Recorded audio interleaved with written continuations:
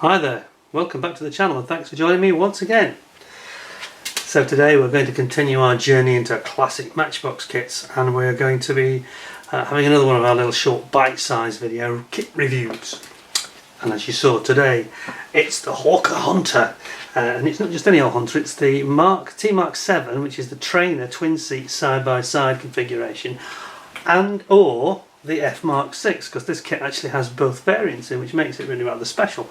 Quite impressive actually. Again, one of these kits where Matchbox have thought through something different and offered something that other people were not doing at the time.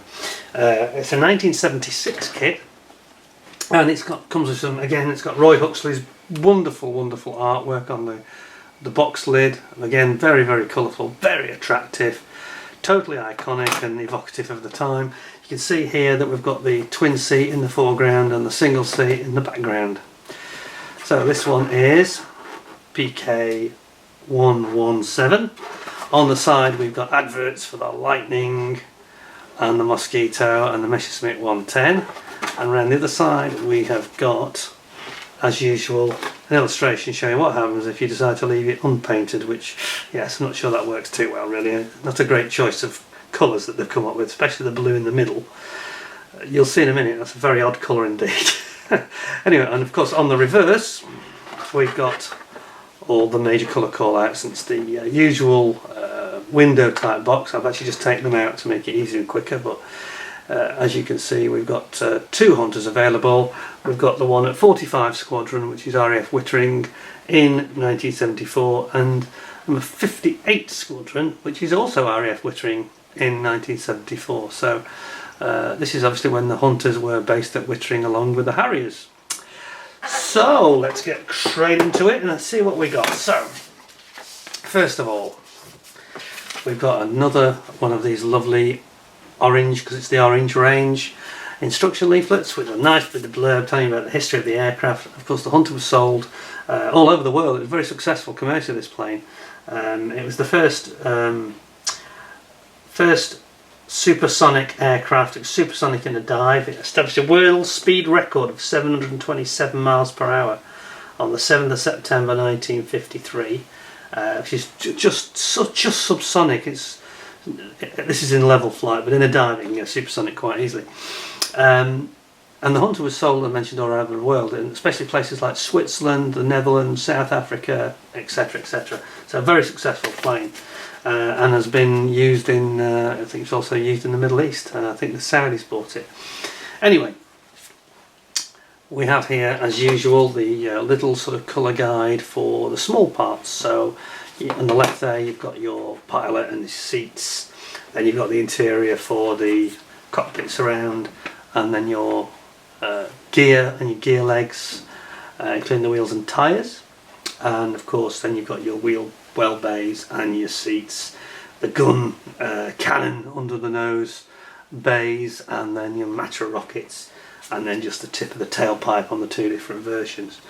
And it's interesting that on the Mark 6 it's got a straight tailpipe, and on the Mark 7 it's got the lipped tailpipe, worth mentioning.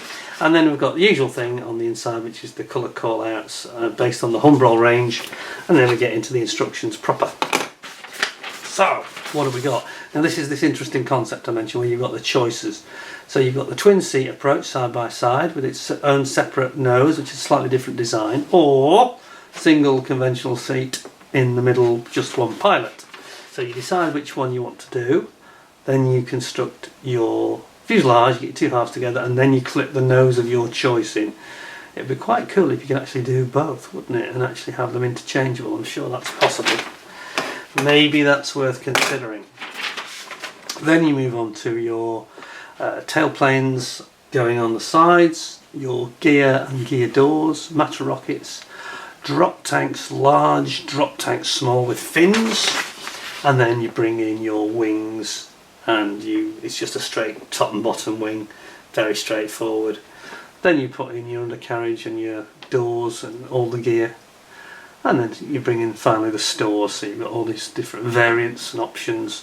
You've got the big long tanks, or you've got the more slender shorter tank with the fins on it, and you've got your matcha rocket pods as well, so you can have like a combination there. And you've got your Aiden cannon under the nose with those bulges which contain the ammunition dispenser and catcher system. So that's it really. So let's have a look. What have we got in the box? We've got some rather nice, quite kicking looking decals, which really are quite bright actually. Considering this kit is, 44 years old, that's in remarkably good condition, mint I'd say. And you've got your guide here, the label that goes on your typical Matchbox stand. It doesn't seem to come with a stand. I've just noticed this one. I don't know why that is. That's odd. Anyway, not to worry. We know what the stand's like. They're just generic, aren't they? Then we've got the rather nice optional 2 canopies. So you've got the twin seat with the twin windscreen effect on the left, and the standard single windscreen style over on the right. They look quite nice considering it's 44 years old. It's in pretty good shape. Now things go a little bit strange because we've got this the main fuselage and nose section. Here we go, the main sprue for that, and they've put it in this very strange psychedelic blue. It's like a metallic blue, very odd. It's almost got like a speckle effect in it. So you've got a twin tail effect, so you've got 2-sided tail on one, only appears on one side of the fuselage. But then you've got these 2 options for your nose. So you've got the twin-seater nose, which if you look carefully is longer. That's for aerodynamic reasons, because it's obviously wider, they have to make it longer, otherwise you get a lot of drag. And then you've got the standard F Mark 6 short nose, which is narrower of course because it's only got one pilot. But it's nicely moulded, there's no flash, and then you've got your bit of intake there. And there we have it. That goes underneath the sorry, this is the section that goes underneath the where the fuselage and the wings meet. Then we've got a rather more fetching, like a French blue sprue. This is much nicer on the eye, I've got to say. And what do we got here? We've got, it's a lot easier to focus this in as well, I've got to say. A couple of pilots. They do only seem to give you 2 though, not 3, so that's a bit of a shame. It means you can't build 2 alternative noses after all, can you? But the actual shaping and the look of the plastic is really, really nice. I mean, look at that. Very, very clean, very, very evocative. That lovely, lovely wing. There we go. I'm having trouble with the focus there. Lovely wing. You've got your Matra rocket noses there for the rocket launchers, and then the other wing, the underside of the wing, and your tail plates. Looks pretty good, doesn't it, really? And I say the plastic quality is absolutely fantastic. It's a nice hard plastic, no flash, no nonsense, no mess. And then, leave that, it's causing some focus trouble, isn't it?